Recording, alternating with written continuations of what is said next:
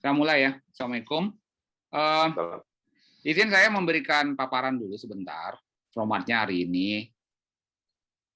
Saya sebenarnya yakin apa yang akan kita ucapkan itu sudah lama dari Karim Internasional ucapkan gitu. Jadi saya nggak akan, mudah-mudahan tidak pada malam ini tidak menelurkan konsep yang baru gitu. Kita cuma menegaskan, kemudian kita kupas kenapa.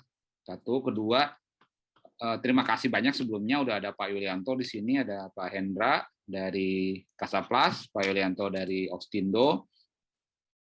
Beliau adalah dua dari beberapa, sekarang kita sebutnya premium client gitu ya, yang udah kami kerjasama cukup dalam, lama. Kebetulan saya minta tolong ke beliau untuk menyampaikan sedikit pengalaman, karena pathway-nya lumayan sedikit berbeda sama Pak Hendra. Beliau itu alhamdulillah sekali berangkat kita langsung dapat customer. Sama Pak Yulianto kita berputar-putar ya Pak ya. Saya ulangin ya. Jadi pertama makasih ada Pak Hendra, ada Pak Yulianto.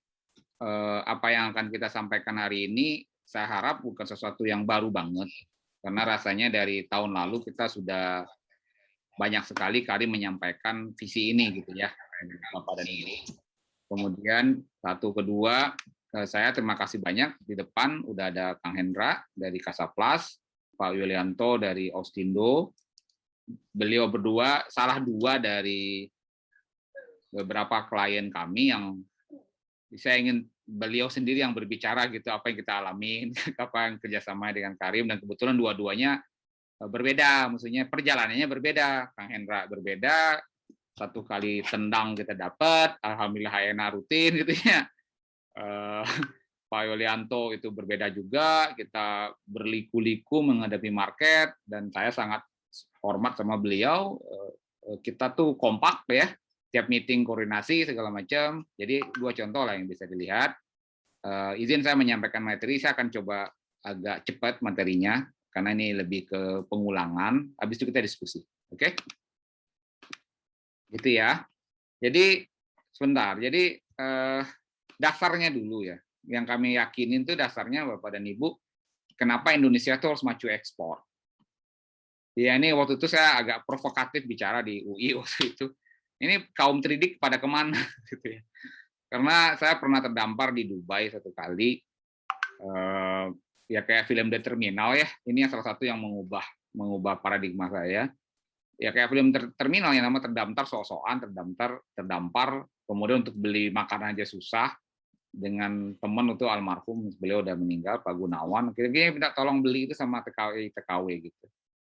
Jadi apa di seberang pembatas gitu, tolong beliin McDonald kita mau makan. Ya karena kebayang 3 hari terdaftar, ya tiap 3 kali sehari minta tolong beliin makan ke orang-orang yang lihat wajah Indonesia. Akhirnya kita berbicara, ngobrol, ngapain kalian kerja ke sini jauh-jauh gitu. Itu pertanyaan Pak Gunawan. Jadi TKW ke Dubai, ke Arab Saudi. Ya pertanyaan sebenarnya mau mengakrabkan diri aja. Tapi jawabannya nendang, itu saya terdiam jawabannya. Bapak ngapain nanya-nanya, emang Bapak ada kerjaan buat kami? Gitu. Akhirnya saya mau Gunawan terdiam. Kita waktu itu export manager, Pak Gunawan technical service, hebat lah. Maksudnya kalau kita trip itu kena tegur itu kalau milih hotel yang bintang 2, itu kena tegur.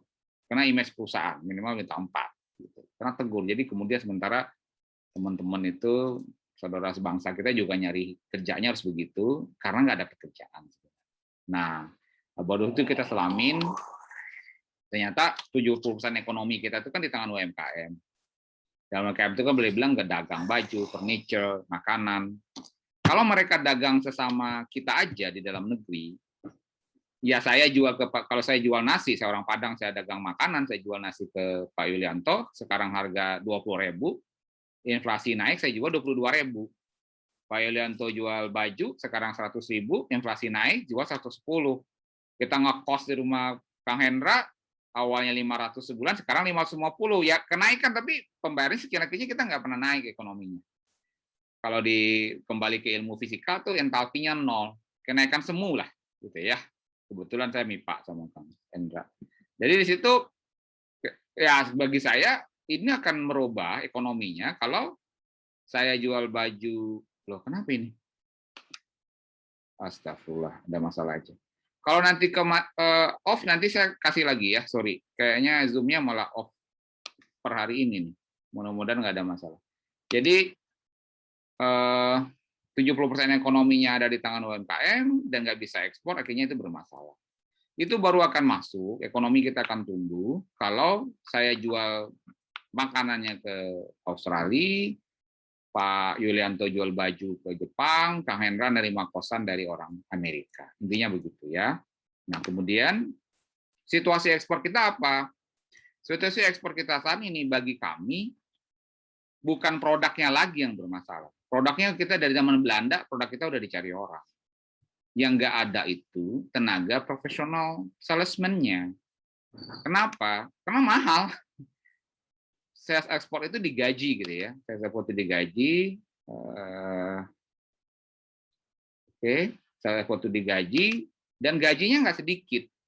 Kami melihat di Kelly Services gaji ekspor manager itu 20 juta sebulan yang dibayarkan perusahaan. Yang dibayarkan perusahaan itu bisa jadi yang di take home pay-nya cuma 12 atau 13 juta. Ini yang kita ngomong waktu itu di forum-forum Kemendak 2017, dan saya ketemu Pak Yulianto di salah satu forum itu juga. Ya bagaimana kita mau pacu ekspor kalau manajernya aja mahal. Anda bisa kebayang waktu itu, apalagi yang didorong waktu itu makanan minuman, bukan seperti produk Pak Hendra, produk Pak Yulianto itu produk high ticketing item bagi saya. Kalau yang dorong makanan minuman, satu omset sekali jalan paling 20 miliar, 2 miliar ya. 200 juta omset dari satu kontainer, sementara dia udah harus membayar gaji 260 juta setahun, kapan jadinya? Gitu loh. Itu yang kita lihat. Nah, kemudian solusinya apa? Solusinya bagi kami, export marketing management itu di outsourcingkan saja. Mana ini? Oke, ekspor manajer mahal. Kemudian, saya balik. Ada salah persepsi juga. Kalau ekspor manajer itu kenalnya, tugasnya hanya mengenalkan buyer. Dan akhirnya itu pergi ke broker. Mungkin ini nanti bisa oleh Kang Hendra nih. Kang Hendra ini beda. Beliau sudah kenal buyer, udah kenal, baru memberikan jobnya itu ke Karim. Udah kenal duluan, mungkin Bapak dan Ibu kaget tuh. Bukan saya yang mencari buyer gitu. Buyernya Kang Hendra sampai sekarang bukan saya yang mencari, beliau yang kenal duluan, kemudian mereka pindahkan ke saya. Oke? Nah, kemudian selama ini kita udah menyampaikan Karim, mungkin Bapak dan Ibu bertanya kok Pak Iskandar doang yang tampil. Sebenarnya Karim di belakang itu ada 20-an orang.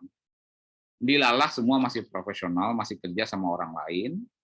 Jadi di situ ada orang R&D, sales, arsitek, ada orang perikanan, orang kimia banyak banget, ada perancang pabrik, ada beberapa dari humaniora, finance, sastra gitu ya, dan ada dari perminyakan juga, dari HRD gitu ya.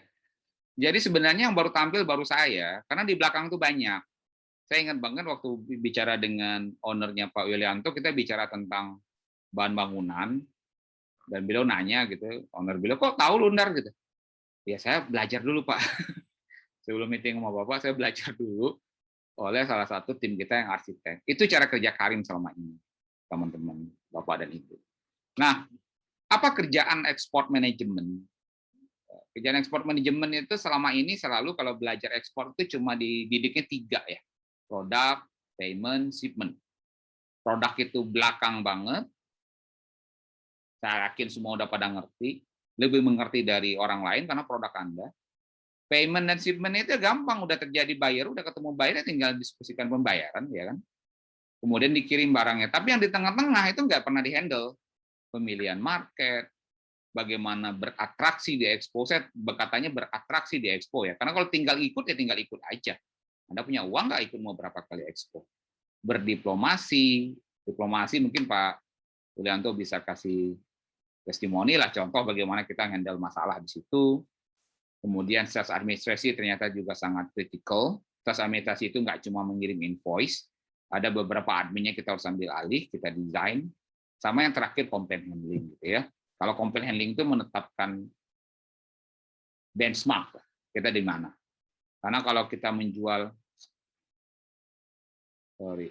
Kalau kita menjual ketika kemudian ada komplain kita nggak bisa handle, ya orang nggak akan bisa berulang membeli. Karena walaupun kita murah, ketika ada masalah, mereka kita nggak bisa turun. Itu yang mungkin di Kang Hendra juga nanti ada testimoni bagaimana komplain kita atasi gitu ya. Nah kemudian itu, kalau kembali ke ujung lagi, paling dasar, ternyata bisnis itu kan 3 divisi utama. Technical, bagaimana Anda memproduksi, network, marketing, dan terakhir finansial. Biasanya teman-teman produser itu di technical. Yang kurang dari kita network. Financial itu dari 3 ini yang paling oportunis. Ketika technical dilihat jalan, marketnya nyambung, finansial rasanya orang bakal ngantri. Maksudnya bakal mau lah menerima investasi segala macam. Itu dulu. Kemudian ini materi yang nanti saya perpanjang. Ini adalah cara kami menghandle market. Saya nggak akan diskusikan detail. Kalau diskusi nanti oke. Pada hari ini, pada penyampaian ini belum. Ini cara kami membaca market sebenarnya. Jadi market itu ada ada dari traditional company, kemudian company, atau dan dari negara maju ke negara berkembang. Itu handle-nya beda-beda. Jadi kalau Afrika itu sebenarnya di wilayah avoid buat pemula terus terang. Jadi berjualan ke wilayah awal, ke wilayah Afrika, negara Ghana segala macam dan ke perusahaan lokal itu sebenarnya avoid untuk pemula. Dan sekarang Karim main di situ. Karena kami tahu daerah itu, tahu opportunity-nya besar gitu ya. Oke. Kemudian, nah apa penawaran kita sebelum Zoom-nya off ya. Bagi kami, dari tadi dibilang marketing manager itu mahal, belum trip segala macam, belum lagi adminnya, belum lagi situasi nanti tahun depan dia resign. Kami menawarkan export manager itu di outsourcing-in aja. Rekrut orang, pihak ketiga, atau broker lain. Tapi kita di Karim itu diseriuskan, dilembagakan, akhirnya kami berani menawarkan kalau ini export manager saya harga UMR. Kita udah hitung-hitungan tuh. UMR kita bisa jalankan buat UMKM atau kalau perusahaan besar sampai 100 karyawan itu 120. Tadi juga ada perusahaan besar telepon, dan gimana hitungannya? Ya gini gitu.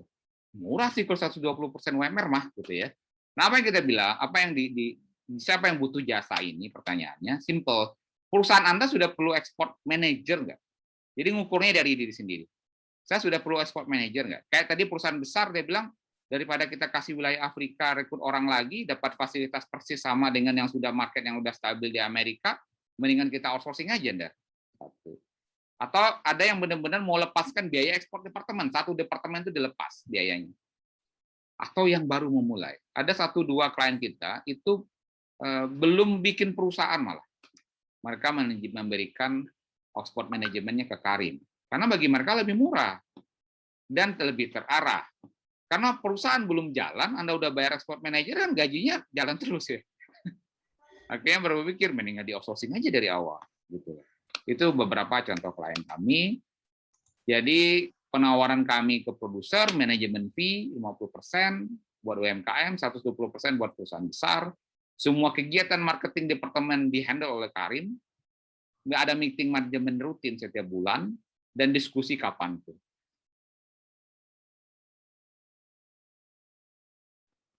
Ekspor, kekarimkan saja.